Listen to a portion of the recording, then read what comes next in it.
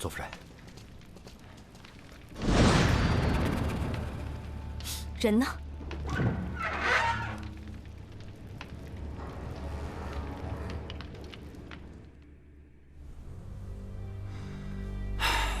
我问了所有人，没有一个人知道班主的去向。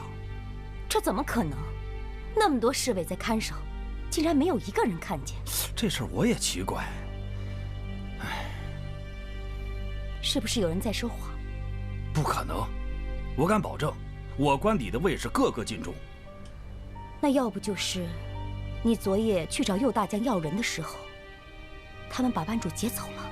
也不会啊，关押班主的牢房十分隐秘，他们根本找不到。那你说，就算他们找到了，那里还有重兵把守呢。那么一个大活人，怎么就平白无故消失了？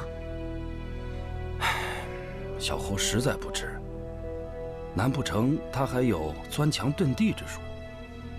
他要是真有钻墙遁地之术，人早就跑了，还等你把他打得半死，他才跑。这件事情一定有蹊跷。哎呀，本想借这个机会扳倒解忧的，这下倒好，班主莫名消失，咱们手里无棋可下了。侯爷，你有没有想过，除了班主之外，还有一个人知道解忧的真实身份，那就是解忧他自己。班主消失的事情，除了你跟我，不能有第三个人知道。只要没人知道，我们就还有一步棋。夫人的意思是？你想想，我们不知道班主的去向，那解忧也不会知道啊。如果解忧认为班主还在牢中，并且活不了几日，你想想，解忧会怎么办？行啊，夫人，这是妙计呀。这哪是什么妙计啊？要不是迫于无奈，我也不会走这一步险棋。如果这步棋还是败了，我们就只能等那个人来了。那个和解忧只有一面之缘，并且在匈奴掌握之中的人。在匈奴掌握之中的人，夫人说的是？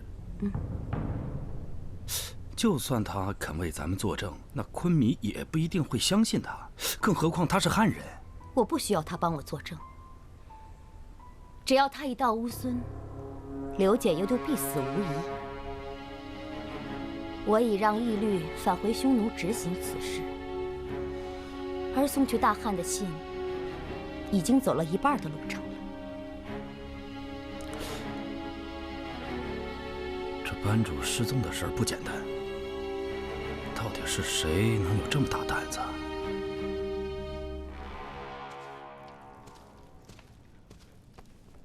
怎么样？伤势很重，只恐怕……一定要想办法把他救活。还有，这件事情不许任何人知道。喂。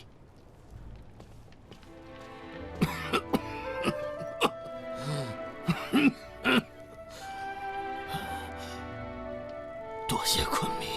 不用谢我，要谢得谢你的养女刘解忧。我又不认识她，谢她做甚？都到这副田地了，你还嘴硬？那天你一进来，看他的眼神就把你给出卖了。昆弥说笑了。你想，我这一介草民，怎么能认识这昔日的大汉公主和您的右夫人呢？老夫只是觉得，像您这么一个尊贵的昆弥，怎么会救我一个只有半条命的糟老头子呢？我只想知道真相。真相，你的右夫人聪明善良，她心系乌孙，忠于你昆弥，这难道不是真相？我才来了几天呢，关于他的事情，我都关满耳朵了。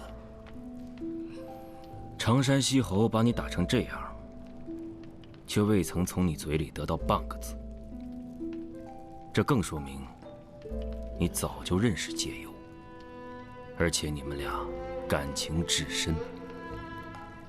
要不然，你为何要这么护着他？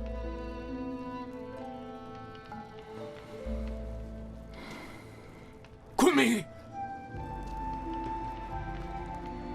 尊敬的昆明，老夫是一条烂命，死不足惜。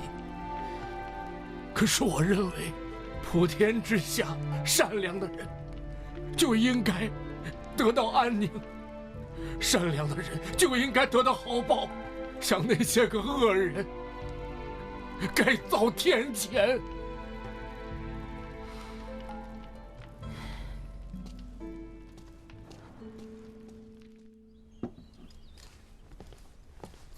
嘿嘿，哎呀，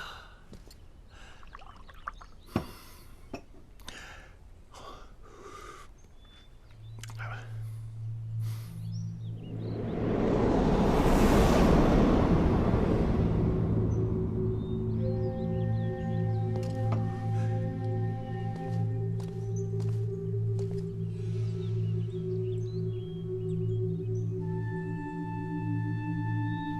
你干什么？你不就盼着这一天吗？今夜过后，我们两不相欠。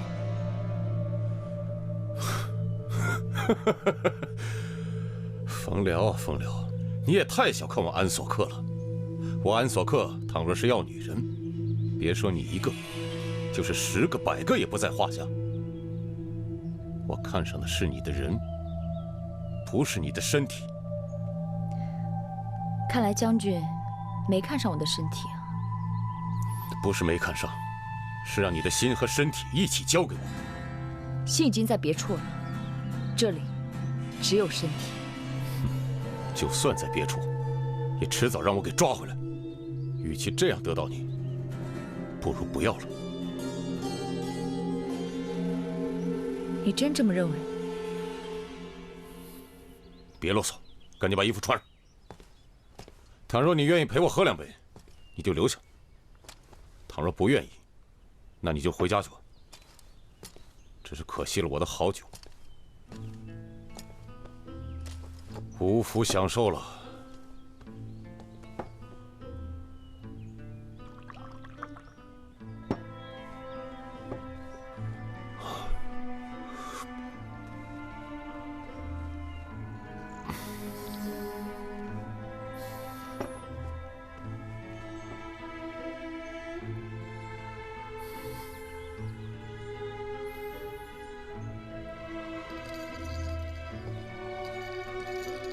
只是陪我喝杯酒，这个要求不过分吧？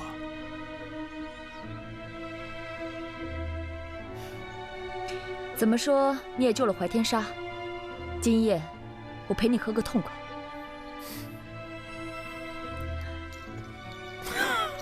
好，这才像话。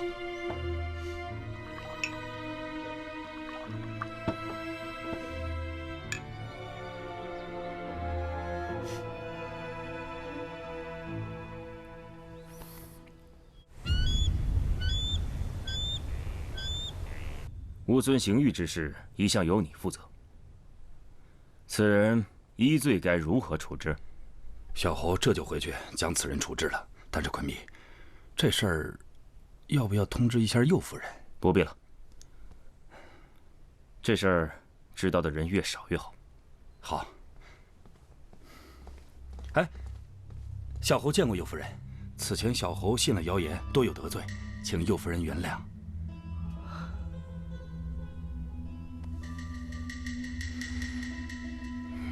侯爷言重了，小侯告辞了。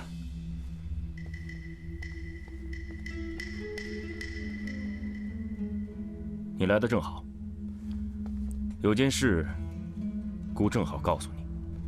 你前几日见的那个人，根本不是什么戏班班主，而是西域的通缉犯。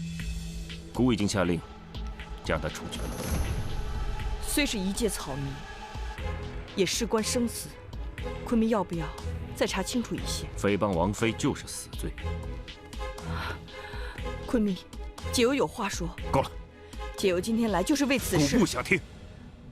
此人绝不是杀人越货的罪犯，我可以作证，他就是戏班的班主。当日如果不是一律长衫咄咄逼人，我怕与班主相认会给他惹来杀身之祸，更令昆明置于两难之地，所以才会隐瞒。隐瞒的还不止这些吧？还有你跟翁归的事。我不知道班主跟您说了什么，但我与翁归之前并不相识。如果你怪解忧隐瞒了班主一事，大可惩罚解忧一人。只是在解忧心中，班主犹如亲生父亲一般，所以请昆明网开一面，放班主一条生路。如果这个人不死，那么你跟翁归的谣言将会变成真的。到时候你让乌孙的百姓怎么看待我和你？你我会成为整个西域的笑柄。那么乌孙以后怎么在西域立足？这些你都想过吗？所以此人必死。必死。只有他死了，才能平息这些谣言。那解忧愿意一命换一命。好，就一命换一命，但不是你的命。谁的？翁归。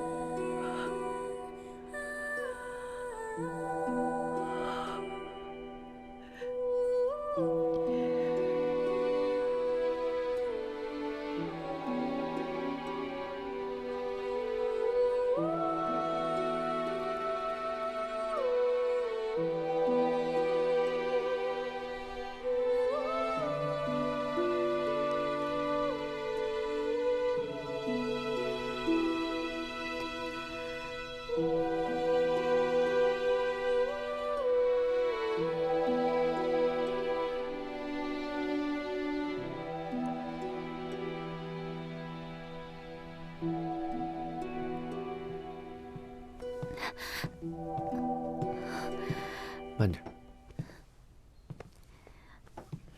这些事情让小姨来就好了，也该多歇歇。这药药性强，万一掌握不好剂量，我怕出问题。我自己熬着药也放心一些。来，翁归，你真的怕我好起来吗？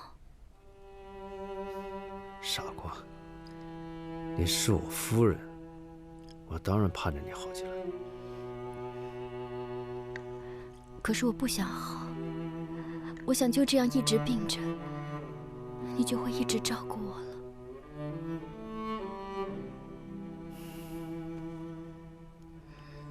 你就算不病，我也会一直这样照顾你的。翁归，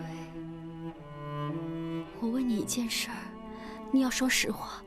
你说。你突然对我这么好，是因为喜欢我，还是可怜我？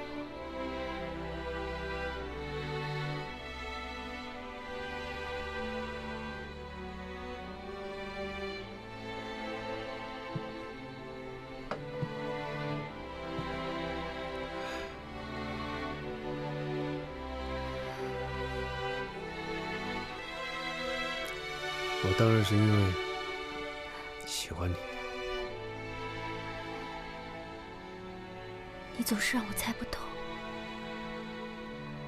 可就算你是骗我，我也满足了。唉，先别想那么多，先把身体养好。翁归，你答应我，今后只想着我，只对我一个人好，好吗？我答应你。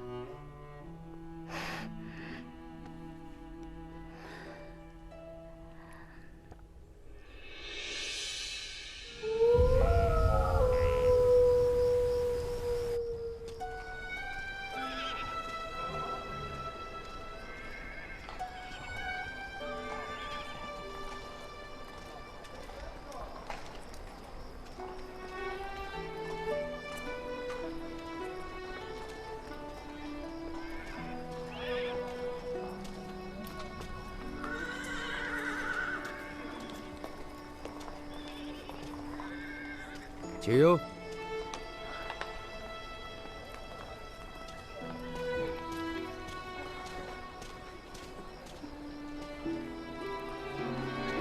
你怎么会在这儿？为什么会在我家附近？我出来透口气，闷得慌。没事。走了。哎，等一下，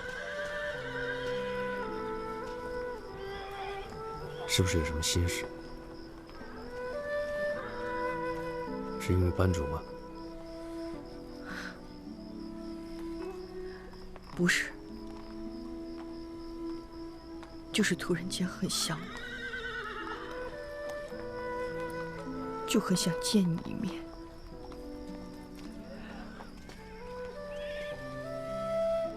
见到你了，心里就踏实。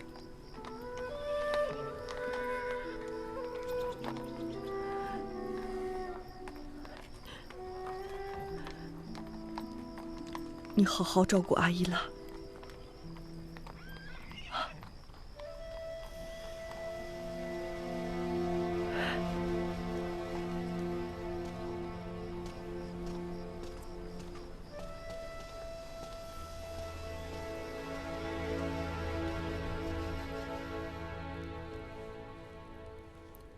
我希望你这次来已经做好决定了。是的，昆明。那好，你说吧，我洗耳恭听。不过，我要先见班主一面，见到他，我马上就告诉你。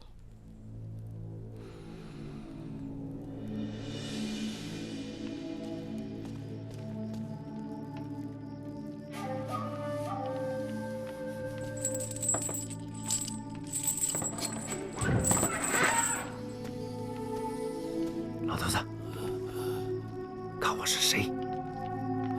我也学会变戏法了。是你小子，怎么给我送烤蝎子来了？这都什么时候了，还胡说八道！我来救你出去，跟我来。算了，你看我都这样子了，我自己的命我自己知道，没2天了。出去，我给你找最好的大夫，一定治好你。可救了我，解忧怎么办？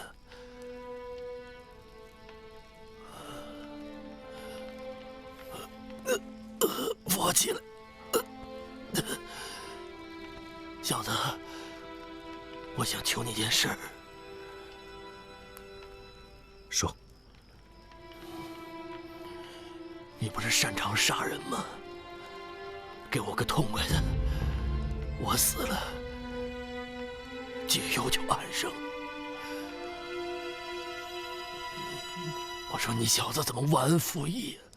你忘了当初我收留你，管你吃，管你住，还管你花，你不该报恩呐。好，你听我说，这1年，我们戏班子在沙漠里，每到一个地方，我就听到当地的百姓跟我说：“哎呀，你们汉朝嫁到我们乌孙的解忧公主，那可是天底下的大好人啊！聪明、善良、坚强，善待百姓。你听听，这还是过去的解忧吗？不是了，她现在是万人拥戴的大公主，你们乌孙需要她，百姓需要她，得保护她，懂不懂？老头子，我替解忧谢谢你。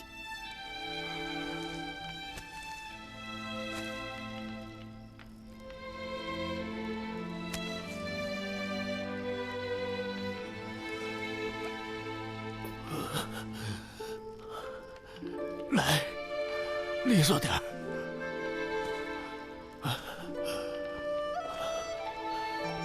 我好高兴啊，解忧，好姑娘，这辈子遇到你，我自豪啊！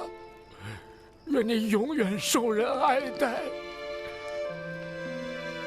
一生平安。丫头，保重啊！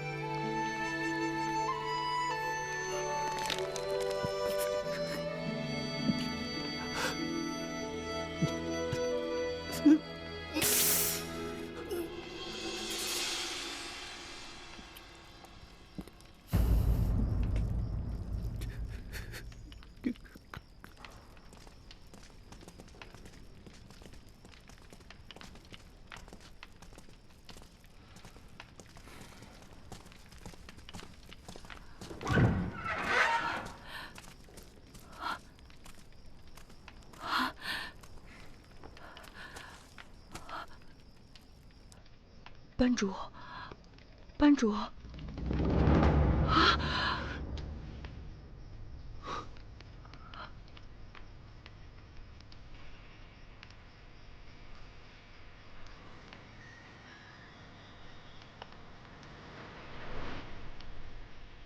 他死了。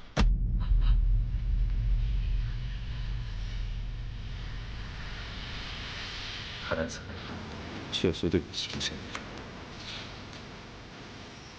他什么意思？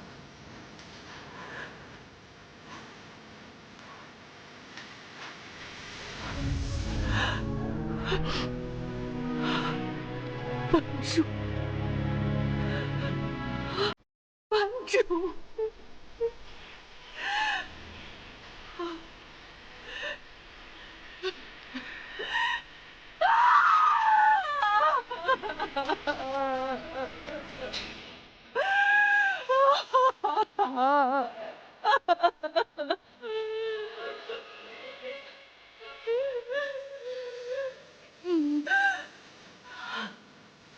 你可知，他是我的亲人，此人必死。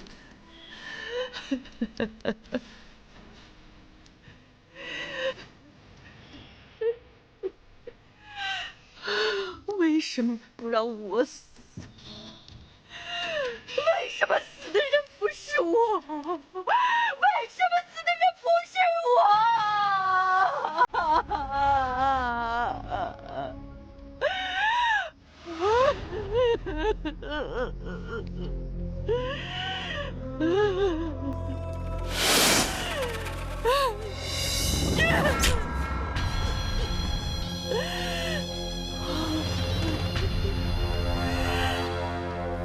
我恨你！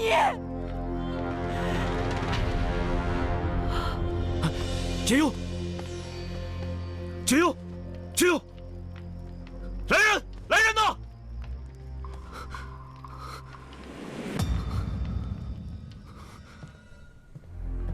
夫人，班主死了。什么？我的人看见班主的尸体，半夜从宫里运了出来。咱们精心设计了那么久，现在倒好，前功尽弃。匈奴有句老话：“苍鹰翱翔天空，总要落在树上。”再精明的心计，也有疏漏的地方。这场生死的较量，现在刚刚开始。我本将心向明月，奈何明月照沟渠。这后宫之中，处处险恶，真诚待人，就是自掘坟墓。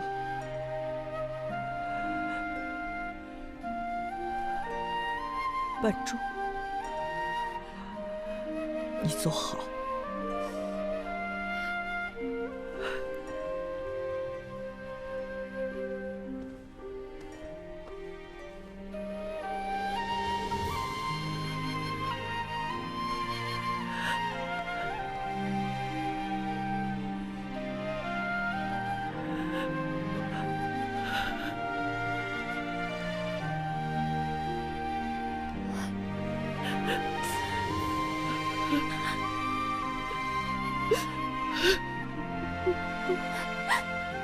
解忧，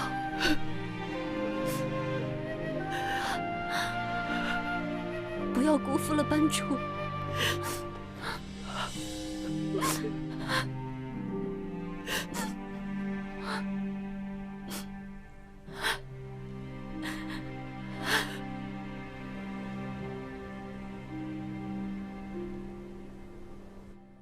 禀告昆明，昨晚已经将诽谤右夫人的人犯处决了。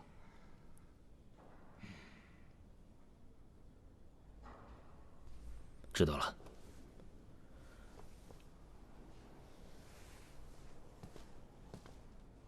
还有何事要禀报吗？禀昆明，有要事禀报。什么事？汉朝敦煌都尉周将军已到达赤谷城，现在殿门外等候。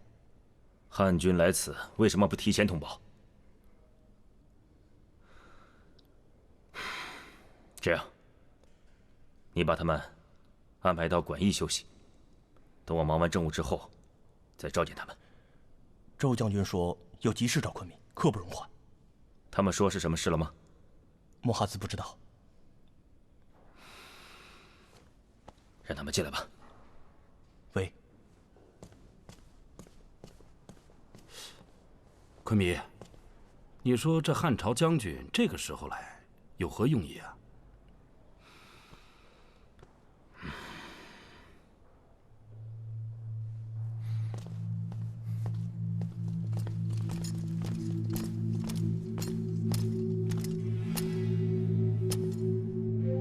拜见昆明。周将军来此，有何急事？半月之前，我等收到消息，称叛将李陵即将前往乌孙。想当年，其与匈奴一战，指挥无方，致3军丧命，而他却厚颜无耻地投靠了匈奴，辜负了皇上对他的一片信任。我等收到消息之后，便立即禀报皇上。皇上龙颜大怒，令我等前来擒拿李陵，将其带回长安，就地正法。这是吾皇的圣旨，还请昆弥过目。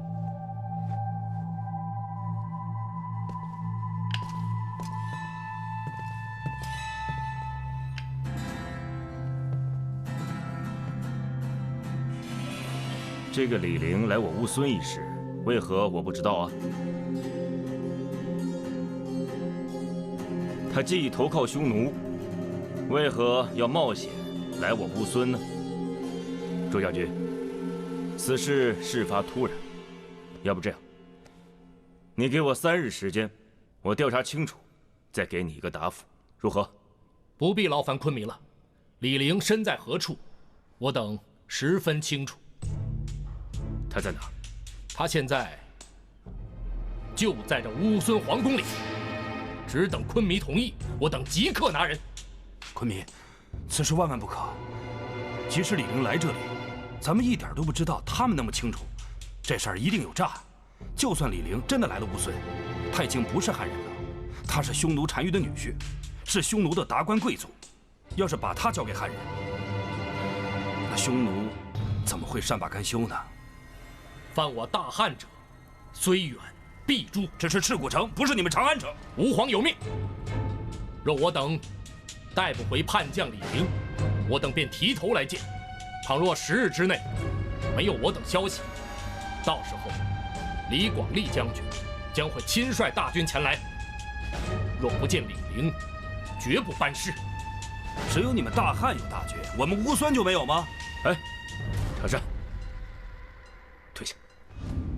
哼，周将军，你且息怒。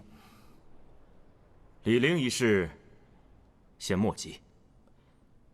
孤有一个疑问，想问你一下：你怎么能这么确定这个李陵，他就在我乌孙王宫之内呢？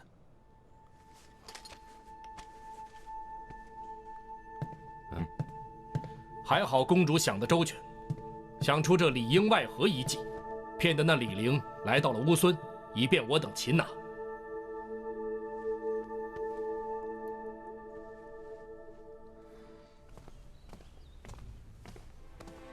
李将军，前面就是右夫人的寝宫，我不便入内，请您自行前去。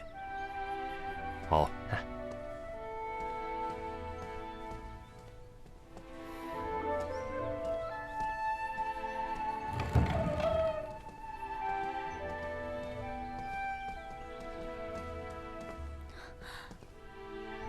你不是戏班里那个小姑娘阿彩吗？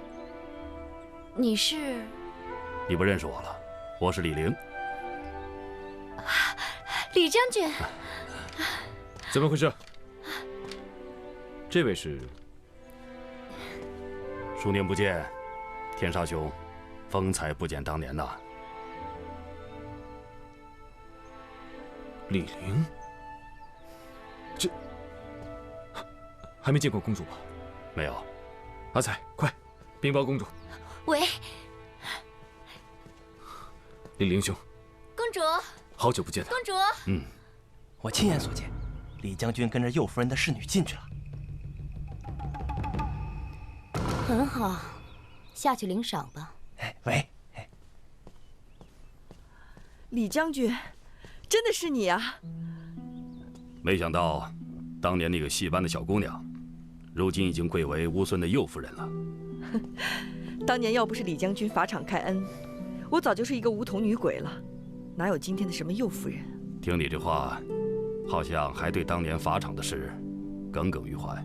还那么严肃？我不过是一句玩笑话。当年要不是你带我认出玉佩的来历，我哪能回长安啊？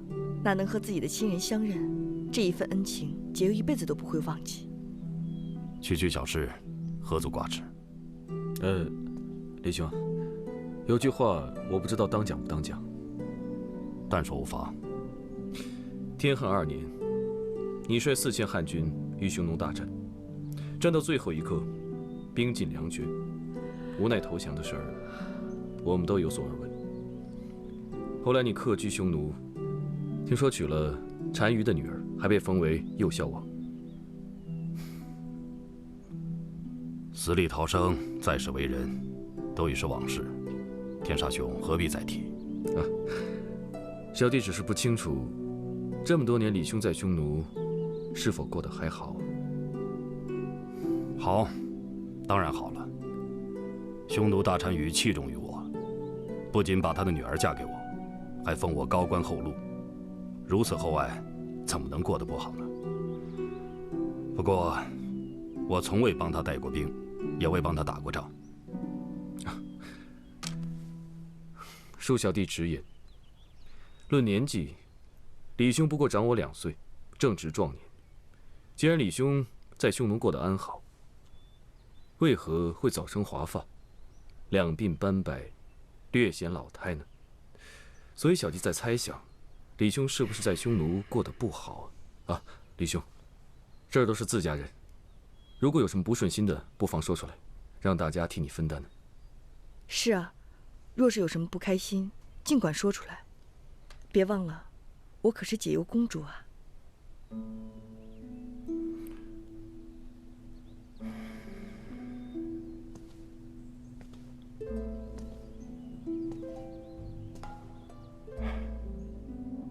实不相瞒，当年我兵败降敌，实属无奈。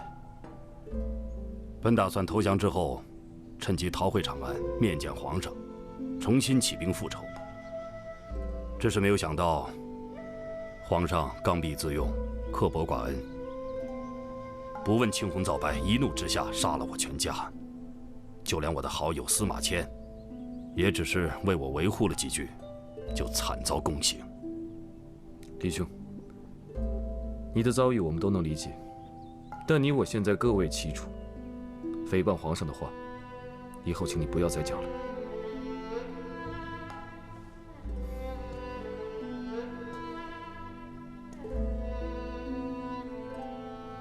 这些年我没睡过一个安稳觉，每当夜晚闭上眼睛，就能看见我李家满门老小的样子。要不是我的懦弱，怎么会连累他们为我去死？我时常在想，当初为什么不战死沙场？这样还能还我朋友和家人一个平安。可如今，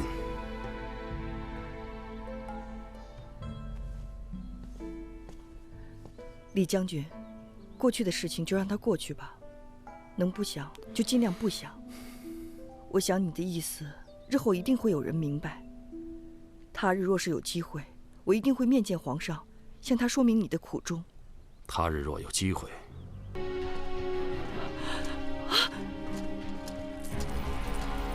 长山西侯，右夫人，你到底要做什么？右夫人，你也看见了，这昆明的命令，小侯也不敢违抗啊。小侯告辞了。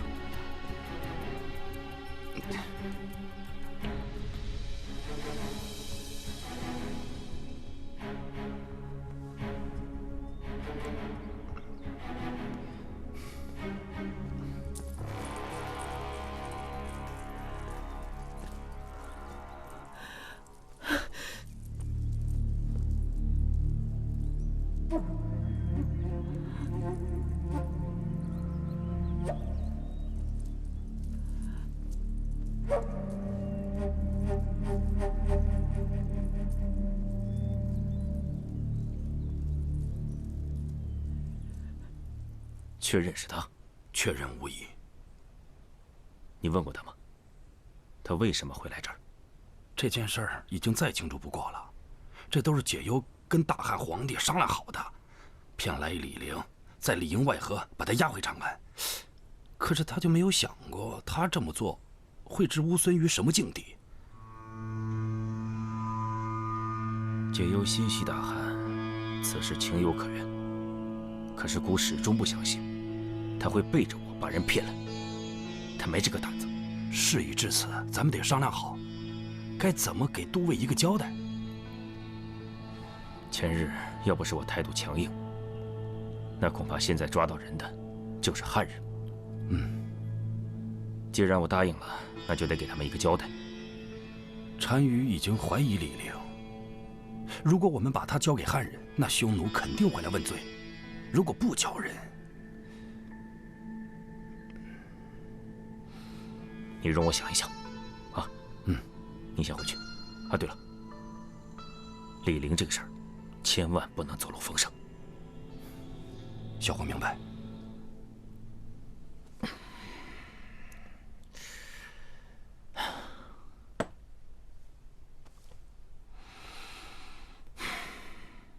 木哈子，你帮我想一想，这事儿我该怎么办？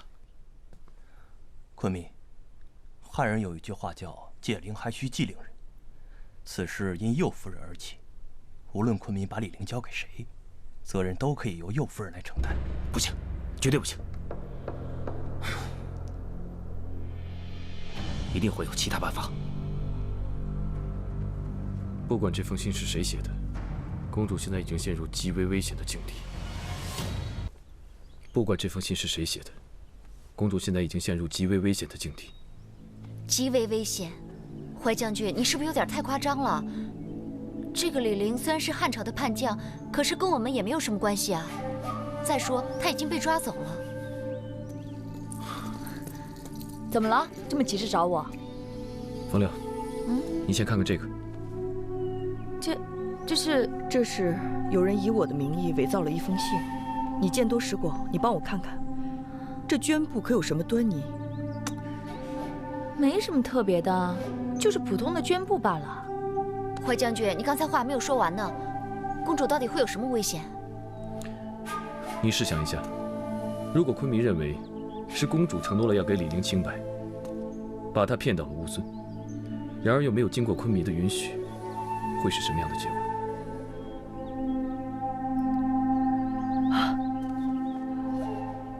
我现在去找昆明。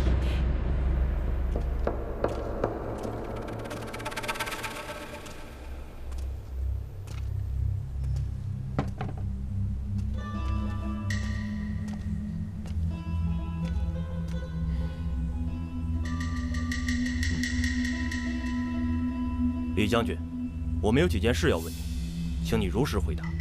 现在形势紧急，说实话，能帮得着你。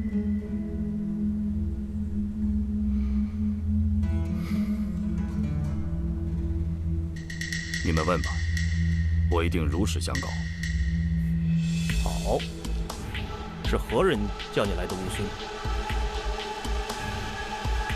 是解忧送信给我，信中说他约我来乌孙叙旧，信中还说，皇上已经赦免了我的败军之罪，准我重回故乡。你来乌孙几天了？3天。3天？为什么今天才去见解忧？我到了赤谷城之后，便有一名乌孙的使者前来迎接，随后便安排我在城中的客栈住下。他称解忧身体不适，等病好之后再约我见面。因此，我等了3天，直到今早才带我去解忧的宫里。问问他，使者是谁？李将军，那个使者叫什么名字？我也曾向他问起，但他始终不肯回答，我也就不便再多问了。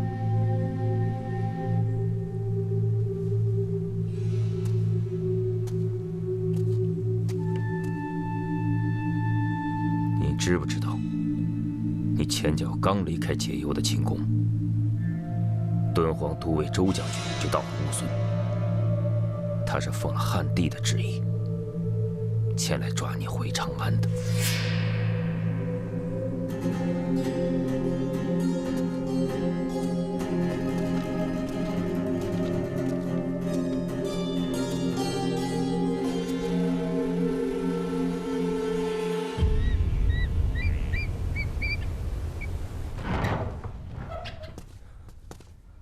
昆明有令，请夫人回去。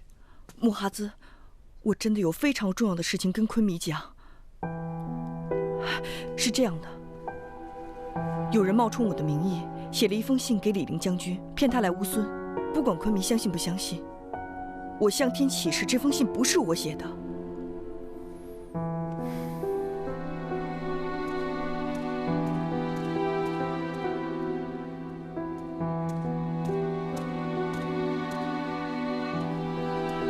谢谢。昆明，昆明，昆明！别喊了，顾在这儿。昆明，那封信你看了吗？看了，那又怎么样？敦煌都尉周将军都跟我说了，你们串通好了诱捕李陵。什么敦煌都尉？我不认识这个周将军。他手上那封信，姑都亲眼看见了。昆明，我真的不认识你说的这个周将军。但是你想想，如果有人冒充我的名义去骗李将军，那他为了骗这个周将军，他可以用同样的方式。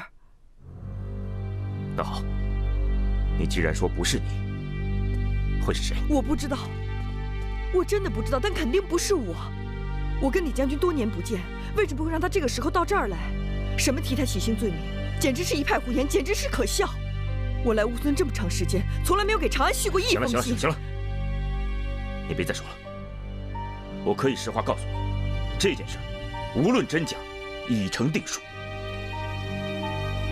匈奴和大汉都像孤要人，我只能把他交出去。你要把他交给谁？你要把他交给汉军？昆明，皇上对李将军恨之入骨，如果你把他交回长安，只会把他处死。我这么做也是为了救乌孙。能不能放他一条生路？不行，我们放他一条生路。不行，我们放他一条生路，谁放我们一条生路？我可以告诉你，如果李陵走了，那么匈奴跟大汉都有借口向我乌孙发兵，到时候我乌孙只能……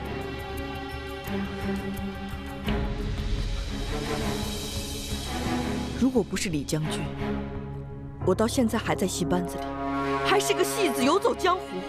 如果不是他，我不会是公主，也不会到今天成为你的夫人。到这个时候了，你还执念私情？你别忘了，你还是乌孙的右夫人，你要为乌孙的子民着想。我能不能见他一面？不行，这事没得商量。昆明，昆明，夫人如此安排，真是天衣无缝。侯爷，这好戏才刚刚开始。刘解忧大难临头，这段时间，侯爷可要盯紧他的跟班。蜜蜂虽小，蜇人一下也会不好受。夫人提醒的是，刘解忧就要受苦了，有的人肯定坐不住。侯爷应该想想，该怎么对付。只要温归介入此事，恐怕就会节外生枝。那侯爷就要想想，怎么能不让温归知道？西侯真是稀客呀！有什么话，就直说吧。我今天来，主要是想救您儿子一命。哼，西侯真是说笑啊！温归如今已经收起了性子，专心照顾阿依腊。他又是昆弥的弟弟，没有做什么违法的事。你救他什么命啊？朝会上，周将军向昆弥要李陵一事，大陆听说了吧？听说了，但是李陵的事情跟温归有什么关系？他根本不知道这件事。不知道更好。我来就是提醒大陆，大陆您在朝中这么多年，一向处事得当，思虑周远，怎么这次就没想到李陵这件事儿是谁指使的呢？周将军在朝会上所说的，您不是都听说了吗？你是说右夫人？右夫人自作主张，昆弥已经震怒。要是温归听说这事儿，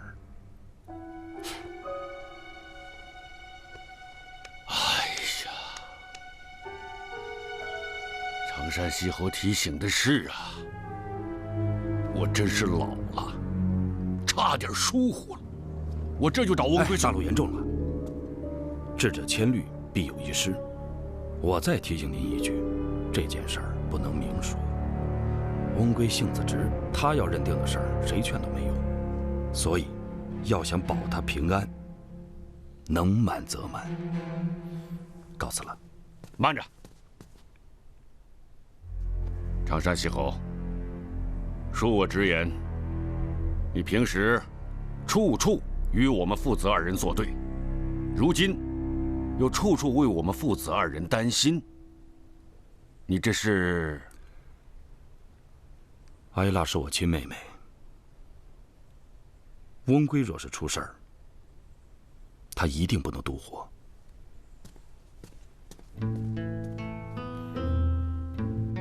不行，我刚刚那步走错了，我要重新走一步。就会耍赖，行吧？谢谢夫君。阿依腊好些了？父亲。父亲，您怎么来了？这最近朝里有什么新鲜事啊？没什么新鲜事。温归，阿依腊还没有痊愈，你就来打扰她。阿依腊，快躺下，好好休息。父亲，是我让温贵来陪着我的。我一个人生病太寂寞了，病可好不了了。这姑娘真聪明。温贵啊，你去太医托里泰那儿一趟，他已经给阿依拉准备好药了，你去取回来。我让小欧去取。你亲自去，顺便替我谢谢他，并且问一下这个用药应该注意些什么。啊，行，我这就去。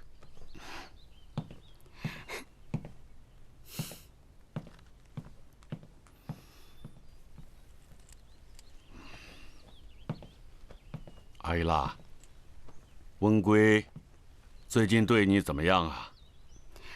上次那件事之后，温贵对我特别好，再也没有提过解忧了。我能感觉得到他是真心对我，所以这些天啊，我就好像生活在天堂里一样。天堂到地狱，只是一瞬间的事情。你要想保住现在这个日子，你就必须照我说的做。父亲，你说什么？我跟你哥哥已经商量好了，我怎么说，你就怎么做。这对你和温贵都有好处。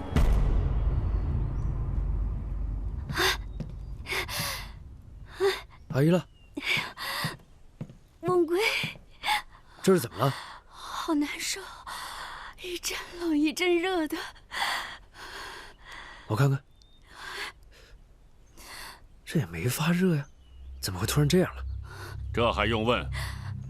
人大量失血以后，虽然表面好了，但是会落下各种各样的疾病。好难受。这总会有什么治疗的法子吧？对了，我记得浸泡汤泉能治这种病，你们要赶紧去啊！汤泉？对，这个赤谷城就有一处，我派人送你们过去。泡在泉水里就能治病，我怎么没听说过？温贵，我倒是听托里太太医说过，不如我们去吧，陪我看病，顺便也散散心。这样，我让托里泰过来看看。你要是没什么事的话，我们这几日就去。这时间可耽搁不得呀！这汤泉最讲究的是季节，现在已经深秋末尾，马上就要入冬。你们先去，随后我就把托里泰接过去，给阿依拉治病。可是我总得……温贵，好难受。我马上备车，你们尽快出发。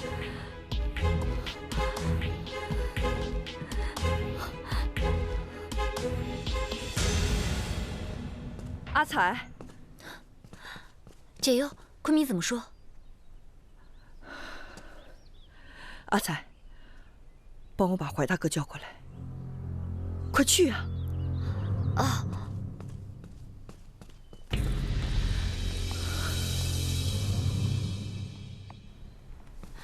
伤怎么样了？基本上没事了。怀将军，公主有事找你。出什么事了？公主没说，好像挺着急的。好。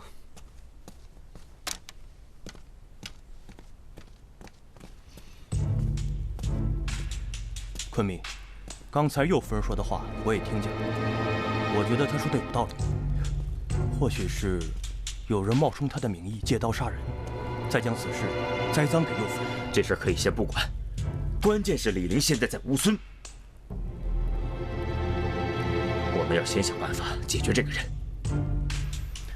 现在大汉和匈奴都想要这个人，无论我们把他交给谁，都会得罪另一方。昆明，你有没有想过，他们只说要李陵，但并没有说死活。不行，李陵他不能死在乌孙，要不然我们哪方面都没法交代。现在最好的办法就是拖。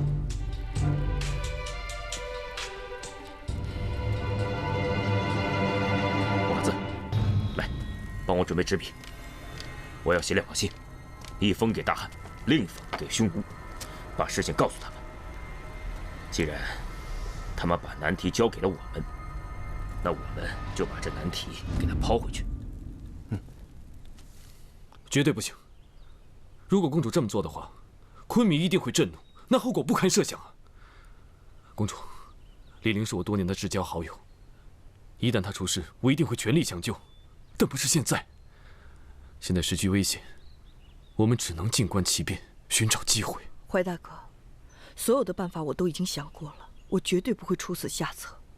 你可知，明日一早，昆明就要把李大人交给汉军，带回长安发落。公主，那既然如此，李陵叛国降敌，皇上追究他也是理所应当的。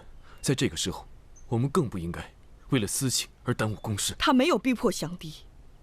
李大人来的那天，他说的话你不是没有听见，就是因为他后继无人，所以被迫降敌，皇上就杀了他全家。他还不够可怜吗？他因为信任我来到乌孙，我绝对不会让他再落入险境。班主走的那天，我心里暗下决心，绝不软弱，绝不退让，要用我的能力保护我身边的每一个朋友。李将军是我朋友，他更是我的恩人。公主的心意我懂，但此事并非你想的那么简单。李陵来乌孙，是背后有人计划，跟你没有关系。所以说他的生死现在只能看他自己。我已经想好了，就在今晚，救出李大人，势在必行。公主，恕我无礼。这一次我一定会全力拦住你，不会让你见到李陵。怀大哥，你可知道，我决定的事情是没有人可以拦住我的。你只有2个选择，第一是跟我一起去，第二是把我的行踪告诉昆明，我绝不拦你。公主，就算去救人，可你的计划太危险了。如果说非要一命换一命的话，那去的人也应该是我。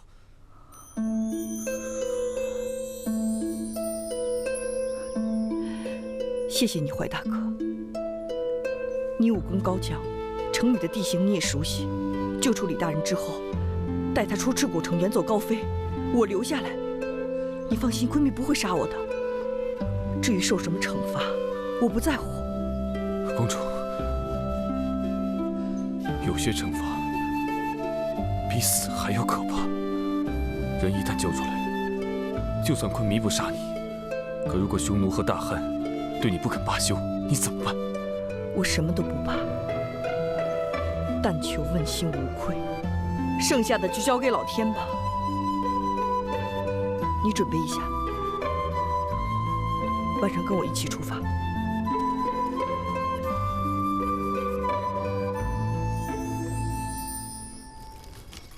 什么人？奉昆明口谕，右夫人来探视犯人。右夫人？啊，右夫人，昆明有令，这是重要犯人，不得探视。我有昆明口谕，你若是不信的话，亲自问昆明便是。还愣着干什么？右夫人现在得了风寒，在外面站着，一会儿病情加重了，昆明要是怪罪下来，你们谁担得起啊？让开！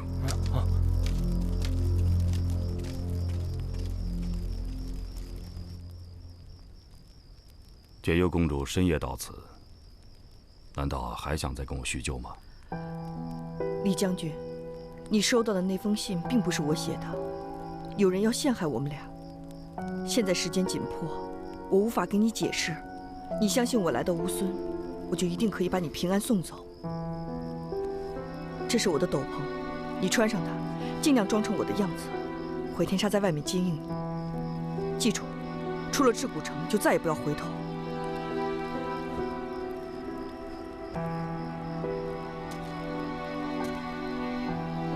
那你怎么办？我留下来跟昆明解释。李将军放心，我既然有办法放你走，就自然有办法自保。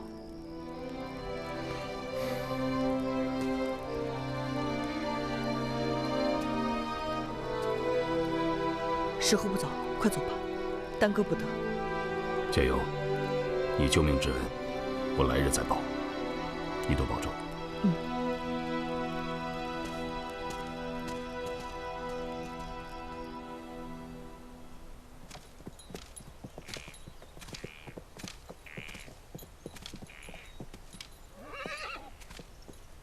天沙九，你和解忧的救命之恩，李陵一生不忘。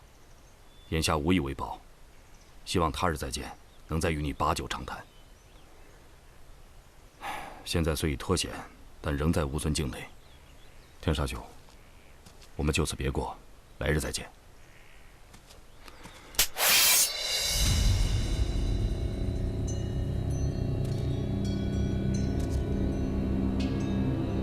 李林兄，你我相交多年，今日刀兵相见，怀谋失手无奈，这一切都是为了大汉。为了大汉？你是为了解忧吧？李陵，难道你没有替公主想过吗？今日放你走了，那公主怎么办？我今日杀你，可保公主日后平安。更何况你若真的回到长安，皇上岂能饶你？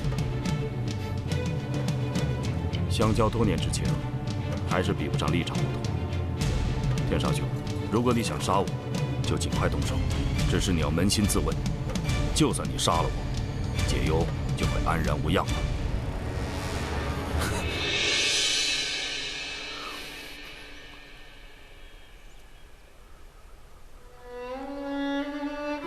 公主以性命换你出来，杀你，对得起皇上，可是对不起公主。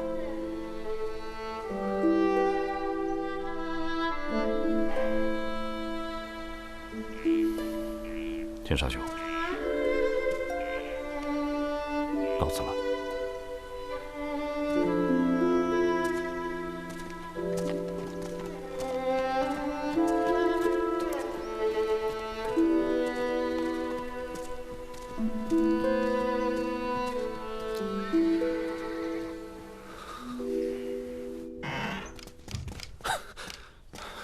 门口刚走那辆马车，是不是温贵将军的？哎，怀将军，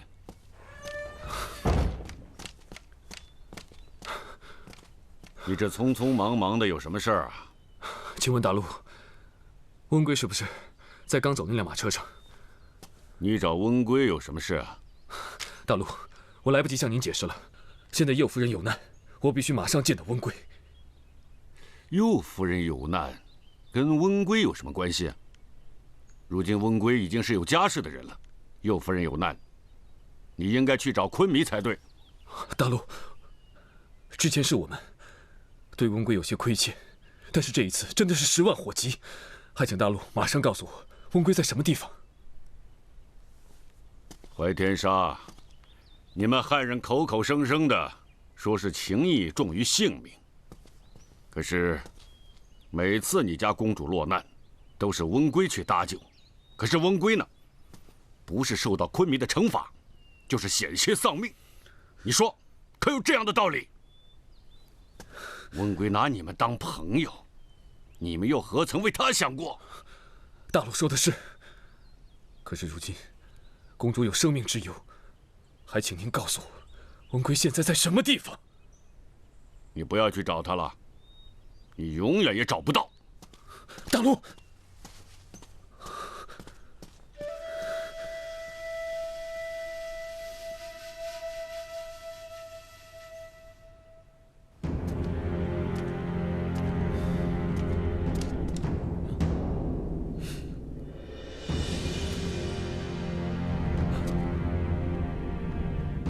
告诉昆弥，我把李陵放走了。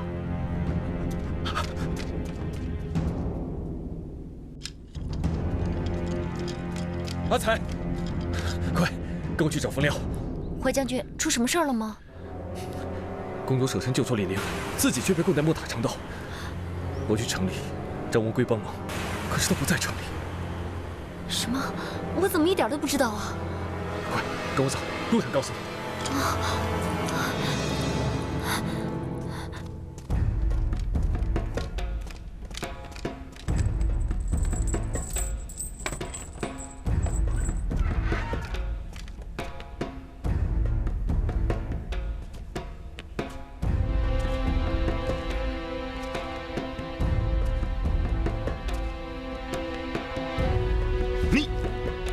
解忧之罪，所有后果解忧一人承担。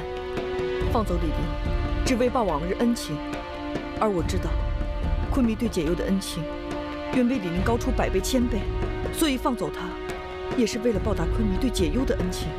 可你这么做，已经将姑置于不仁不义之地。昆弥本来就烦恼，是应该把他交给汉人，还是交给匈奴？如此一来，所有的问题迎刃而解。未来双方问责，你大可把责任全部推给解忧，解忧绝不辩辞，甘愿受罚，甘愿为昆弥解忧。你想的太简单了。你这么做，只能伤害那些真正爱你的人。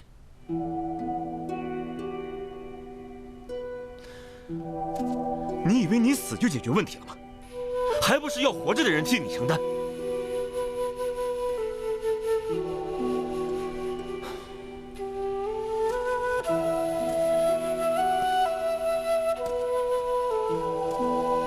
姑不要你死，要你好好活着。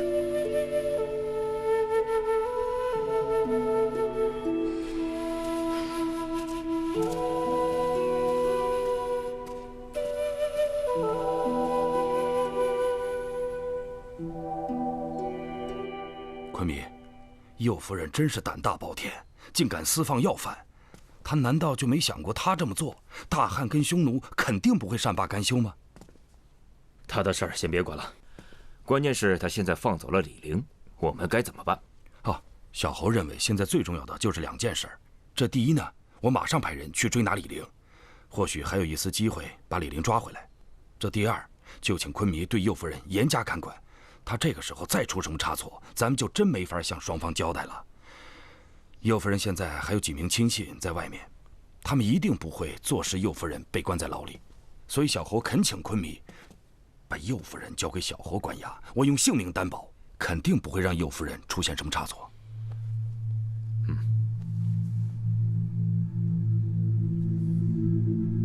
有什么话你就说。昆弥，李陵在咱们乌孙就像一块烫手的山芋，我们不知该如何处置他。但右夫人放走了他，却又敢独自出来承担责任。如果是这样的话，我们不如把事实如实的告诉给匈奴和大汉。至于怎么处置，那就看他们双方的意思了。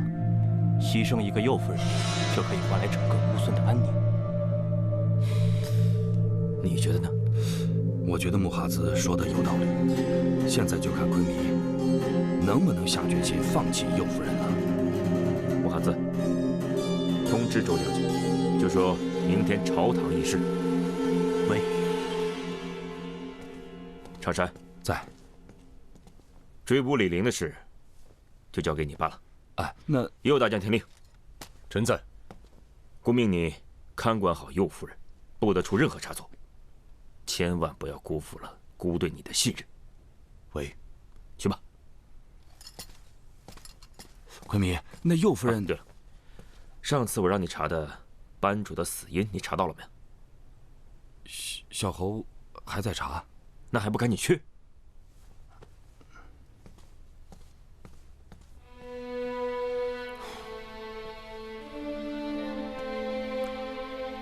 解忧啊解忧，我能做的都做了，能不能逃过此劫，就要看你的造化了。霍将军，这么大的事儿，你怎么不和我们商量一下，就陪公主去了呢？你平时做事一向冷静，怎么这次……我苦心相劝，可是公主心意已决，就算我不陪她去，可是她还是会去。事情发生的太突然，我根本就没时间告诉你们。这可不是什么小事儿。我问你，公主用自己去换李陵，她想好怎么向昆弥解释了吗？你，哎呀，说那么多有什么用啊？现在最重要的是，怎么能把公主救出来？我把李陵送走之后，立刻去找了温贵。原本还想指望他。殿下人呢？出城了。什么？不可能！公主有难，殿下怎么可能会在这个时候离开啊？我也想不明白。可是我亲眼所见，他驾着马车就离开赤谷城了。或许是，或许什么？你说呀。或许温贵知道公主这次闯的祸太大了，想远离是非吧。不可能，殿下不是这样的人。他一定是还不知道这件事情，对不对？要是以前，温贵一定不会弃公主于不顾。可是现在，他有了自己的妻子。阿依拉，一定是他，一定是他骗殿下离开，不让他去救公主的。阿依拉早就不再是那个天真善良的小姑娘了，她现在变得跟狐姑一样，是一个归于心计的女人。哎呀，埋怨有什么用啊？照我看来，温贵离开也不是件坏事。可是现在，温贵是救出公主的唯一的希望。你们想，昆明现在在气头上，温贵又冒冒失失的，他去了也不一定能把公主救出来。那照你这么说，岂不是没人能救公主了？这些年遇到的凶险不计其数，可这一次真的无计可施了。那我们也得想办法呀，总不能在这干坐着吧？再想想，想想现在到底还有谁才能救公主啊？你们在这等着，我出去一趟。哎，你去哪儿啊，冯良？冯良，你等一下。干什么？你是要去找右大将？对啊，怎么了？担心我救不出公主啊？不是，我是怕你出事，担心你。怀天沙，你可真有意思，咱俩什么关系啊？用不着你担心我。自己小心点。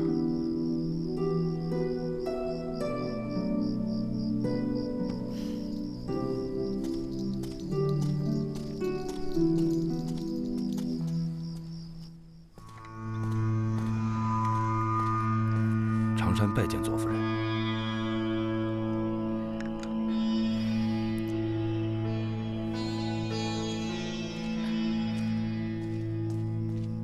夫人，您这是怎么了？不知怎的，我最近总是莫名的头疼，也许是怀孕了吧。御医给的药还真好用，一喝就好。夫人一定要保重身体，不要太过劳累。我没事儿，倒是侯爷累一天了，想必收获不小吧？夫人都已经听说了。解忧私放犯人，虽未公之于众，但已经在宫里传开了。不知昆弥怎么看？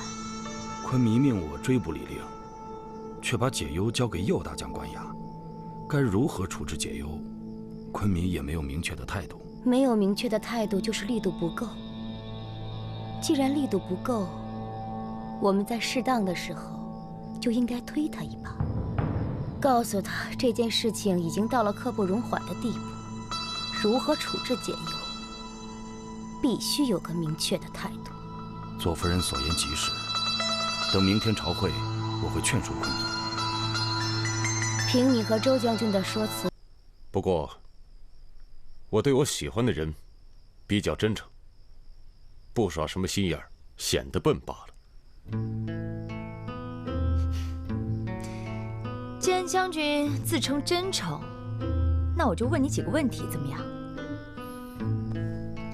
问吧。公主是不是被昆弥关押？嗯。你知道关在哪儿吗？嗯。是不是木塔长道？不是木塔长道，那是哪儿？对不起啊，我不能告诉你。哎，说吧，有什么条件随便开。你走啊。在你眼里，我安索克只是一个会谈条件的人吗？不，你在我眼里是一个重情重义的好男儿。我问你公主在哪，只想见她一面，看她是否安全。昆明命我关押右夫人，我不能违抗王命。我只求见她一面。我说了不行。早知道你不肯帮忙，我就不磨嘴皮子了。别以为没有你不行，我自有办法。冯姑娘，我有言在先啊，倘若有人胆敢劫狱，那就是犯了王法。我身为乌孙的大将，绝不可能姑息，没有私情可讲。我安索克对朋友真诚，对昆弥忠诚，这也是汉人们常说的忠义。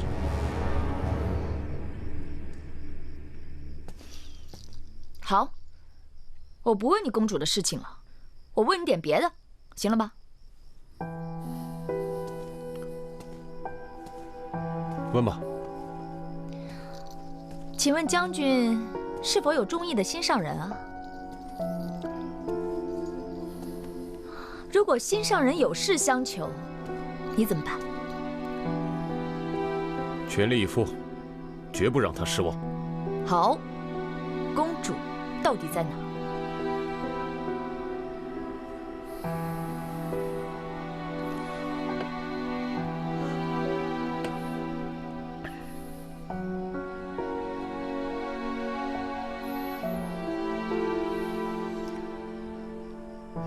再见。公主虽然被看押，但是带进去一个给她送饭的侍女，我还是可以办到的。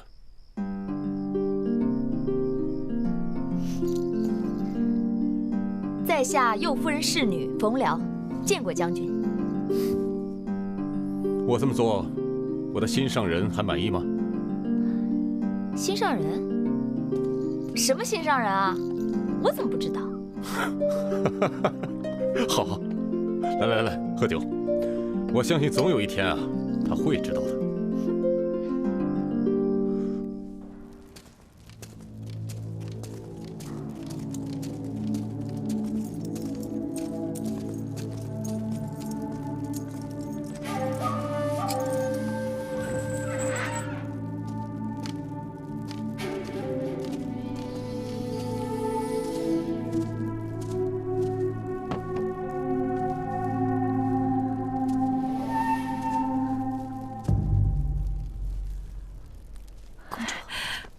冯辽，你怎么来了？